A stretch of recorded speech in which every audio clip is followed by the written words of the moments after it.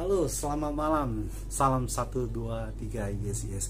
Terima kasih saya mau ucapkan yang sudah mendukung saya, yang sudah subscribe saya di channel Indra 64, yang sudah memberi support dengan berbagai kata-kata.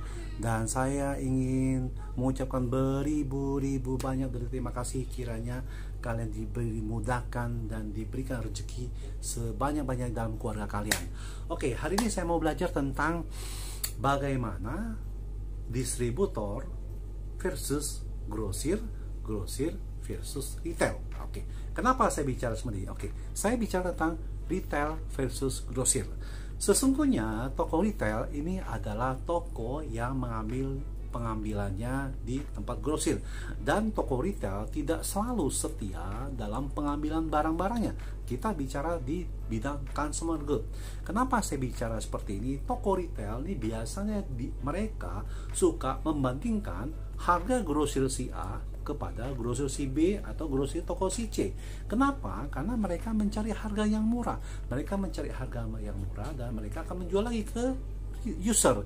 Dan maksud saya seperti ini adalah tidak boleh toko retail melakukan hal ini. Adalah ketika toko retail Anda mengecek harga toko si A, produk rokok atau produk mie atau produk gula atau produk apapun snack, harganya berapa, Anda bilang ini kemahalan, Anda tidak jadi beli, tapi Anda beli yang lain. Atau Anda kasih tahu yang di sebelah sana lebih murah. Tentunya mereka toko yang Anda kunjungi, toko ya toko A, dia tidak akan meresponi, kecuali mungkin dia akan potong mungkin 1.000 atau 500 perak. Karena keuntungan dari konsumenku tidak terlalu banyak, itu satu. Kedua, ketika Anda tidak setia dalam berbelanja ke toko A atau ke toko B, toko C selebihnya, Anda akan tidak didukung selama toko grosir. Lebih baik Anda setia, Anda harus memutuskan. Anda mau beli toko di A tetapi dekat dan harga mungkin lebih sedikit mahal, atau juga yang merek tipe yang lain lebih murah, tetapi Anda beli di toko B, itu jarak tempuhnya mungkin dengan ongkos biaya, mungkin Anda beli banyak, tidak kapasitasnya, mungkin Anda mengandalkan kendaraan roda 2 tidak cukup, bisa jadi belum panas dan cuacanya. Dan ketika toko C, grosir, toko C ini mendukung Anda nggak bisnisnya? Grosirnya dia mendukung nggak apa yang Anda buka toko di sekitar situ? Nah, saya sendiri belajar ketika saya melayani toko retail. Ketika mereka mengadu harga ke toko A, toko B, toko C, menurut saya kalian toko retail harus mengambil keputusan. Saya mau beli di toko A atau toko B, toko C, grosirnya. Kenapa? Efeknya akan besar. Pertama, keuntungannya apa? Ketika Anda memutuskan saya mau beli di toko A, toko B, toko C. Pertama, mungkin Anda beberapa kali mungkin langganan baru 6 bulan atau 1 tahun atau 2, 3, 4, 5 tahun. Tetapi Anda ketika sudah langganan ke toko A atau toko B, toko C, Anda biasanya harus belajar berbicara. Pak, kok atau Bu, bisa nggak ini saya dikasih tempo atau mungkin 4-5 hari atau 1 minggu pembayarannya. Kenapa? Karena kan saya super lama, sudah lama. Atau mungkin bisa nggak tipe ini, atau saya ambil mungkin 5-10 juta, saya bayar 8 juta, sisanya boleh nggak 2 jutanya mungkin saya kasih tempo atau 1 minggu, dan sebagaimana perjanjian dengan Anda. Nah, di situ biasanya Anda bisa melihat toko A ini mendukung nggak bisnis. Kalau ketika toko A mendukung bisnis Anda, lebih baik saran saya Anda lebih baik beli toko A. Kenapa? Karena toko A sudah mengenal beliau, mengenal Anda. Jadi bagaimana Anda bisa mau berkembang bisnis Anda tapi Anda tidak menetapkan pilihan ke toko grosir A atau B atau C? Itu menurut saya. Dan juga biasanya ketika Anda memutuskan ke toko A, ya sebaliknya toko B atau toko C itu terserah, ini cuma pengalaman saya. Biasanya ketika Anda barang mau naik atau harga mau naik atau barang lagi kosong, biasanya mereka menghubungi Anda bahwa barang ini lagi naik, mau lebaran, lagi kosong barangnya, kamu mau nggak? Nah, itu adalah suatu keuntungannya ketika Anda memutuskan untuk mengambil di toko A. Sebalik juga ke toko B atau toko C. Tetapi Anda misalnya ambil di toko A, tapi beberapa barang tertentu kan semuanya, tetapi yang lain ambil di toko B, ya itu Anda tidak didukung. Jadi bagaimana Anda bisa, toko retail bisa mendukung toko grosir ketika Anda tidak memberikan kontribusi pesanan Anda di sini setengah, di sini setengah, di sini setengah. Ya sudah, beliau ketika barang tidak ada, ketika kalian mencari barang yang kosong, tentunya mereka tidak mau kasih. Kenapa ya? Mereka bisa naikkan harga. Ya, itulah kelebihan dan keuntungan ketika Anda memutuskan untuk membeli toko A, toko B, toko C. Toko C belum tentu mau support toko Anda, toko retail. Toko B juga belum tentu. Jadi kita melihat toko retail ini sebagai toko retail, Anda harus melihat yang mana toko grocery yang mendukung bisnis saya. Karena bisnis Bapak Ibu pengen besar, bukan menambah kecil. Nah, itu. Dan berikutnya kita berbicara tentang distributor versus toko grosir. Dalam bidang hal ini kita bicara dalam bidang tentunya mobile phone. Toko grosir ya seharusnya ketika Anda mendapatkan harga yang murah, Anda boleh menginformasi kepada distributor, tidak masalah. Tetapi ketika harga tersebut tidak sesuai, akan kami cek kepada toko grosir lainnya. Kenapa? Dari situ kami bisa melihat apakah kalian harganya dimainkan, harusnya harga segini Anda turunkan lagi, itu kami bisa menilai. Karena dari situlah kami melihat kalian mendukung kami, merek kami, atau kami juga bisa menilai kami mau mendukung nggak bisnis Anda. Bicara mendukung, saling mendukung, ketika distributor mendukung bisnis Anda, saya sangat yakin itu produk Anda, bisnis Anda akan besar. Tetapi ketika distributor tidak mendukung bisnis Bapak Ibu, saya sangat yakin itu tidak akan bakal besar. Nah, dari sini ada timbal balik. Bagaimana caranya sama-sama mencari keuntungan.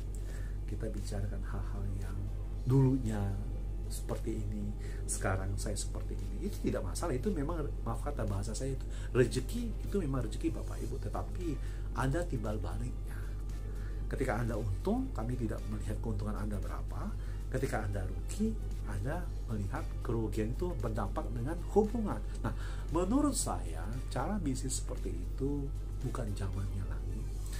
Ketika Anda tidak mau mengambil produk kami atau tidak mau mendistribusikan produk kami harus action. Kami harus mencari orang-orang yang mendukung produk kami. Kenapa? Hal ini mungkin kami tidak mendukung, Anda tidak mendukung kami, tapi kita bicara 1 atau 2 tahun atau 3 tahun. Ketika produk kami laku, ketika kami ada promosi, ketika kami iklan di dalam media sosial atau media televisi, saya sangat yakin ketika pasar sudah minta produk kami, merek kami, saya sangat yakin Anda juga akan menyesal ketika tidak mempromosikan atau mengambil produk kami atau mendistribusikan produk kami. Nah, itu sebagai pengalaman saja. Jadi itu kembali ke masing-masing toko retail atau toko grosir sebagai selanjutnya. Jadi saya belajar dari pengalaman. Saya sangat menjaga hubungan di antara toko retail dan toko grosir, itu prinsip saya.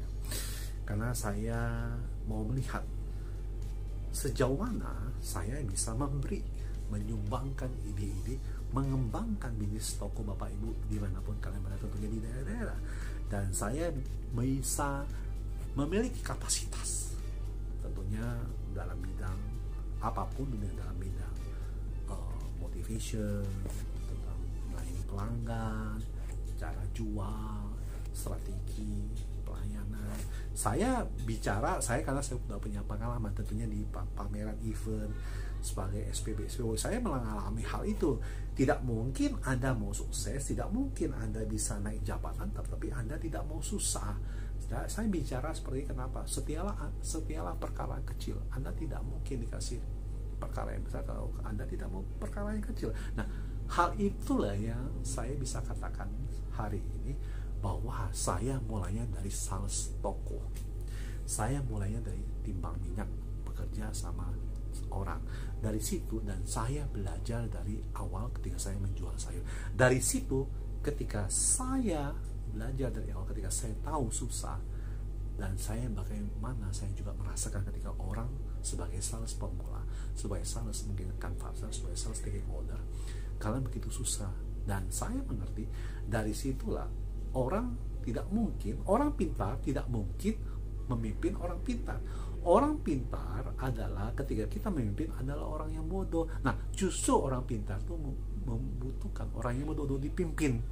Ya, jadi ingat, jadi belajarlah dari hal seperti ini. Jadi semoga teman-teman atau sales atau juga toko retail atau toko grosir dan juga distributor, ini pengalaman saya, tetapi sampai hari ini hubungan saya antara toko retail, toko grosir baik, tetapi selebihnya kalau ada salah saya juga minta maaf karena saya juga tidak sempurna, tetapi sampai hari ini saya sangat menjaga toko retail, toko grosir sebagai orang karyawan atau sales yang bekerja di dunia distributor, baik itu di nomor mobile phone saat ini dan juga di consumer good, juga di agent retail.